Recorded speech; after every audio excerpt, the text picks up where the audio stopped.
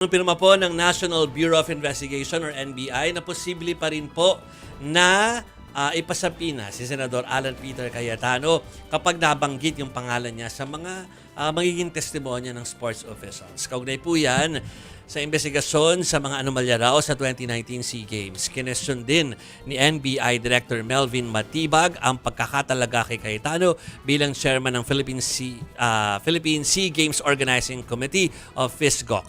Yan ay kahit hindi raw siya miyembro ng Board of Directors ng FISGOC. Sa mga dokumento, lumabas na si dating Philippine Volleyball President Ramon Tatsuzara ang chairman ng FISGOC, hindi po si Cayetano.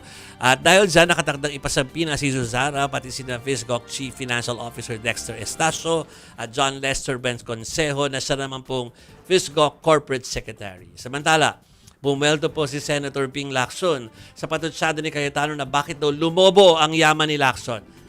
At ito po, hindi raw galing sa pangungurakot yan, sabi ni Senator Ping, kundi sa kanyang mga negosyo tulad ng real estate deals. Nadagdagan daw ang kanyang yaman o mga panahon wala sa gobyerno mula 2022 hanggang 2025. Dagdag ni Lacson, nagbibilang na raw siya ng mga informant at testigo para magbigay ng impormasyon at ebidensya labang kay Cayetano. Ito raw ay para madala na ang kapwa niya senador sa dapat niyang kalagyan. Walang iba kundi sa Payatas, Quezon City. Sabi ni Senator Alan Peter Cayetano, dumoble daw ang yaman ni Lacson. Sabi niya, ay hindi. Quadruple. Yeah. More than Quadruple. Times 4, Oo. sabi ni Senator Ping.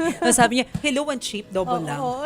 Tsaka makikita naman daw sa tax records niya, nagbayad siya ng buwis. Oo. Ako naman, kung yumaman man sila, okay lang yun. Basta Basta hindi kayo na-explain. nagnakaw. At Or saka explain nyo kung explain. saan ang galing. Real estate daw, Okay, sabi ni kung Senator real Ping estate, Lacson. edi sige. Basta honest naman yung official, that's fine. Nung private individual daw siya, meron siyang mga, kasosyo dun sa real estate investment nila.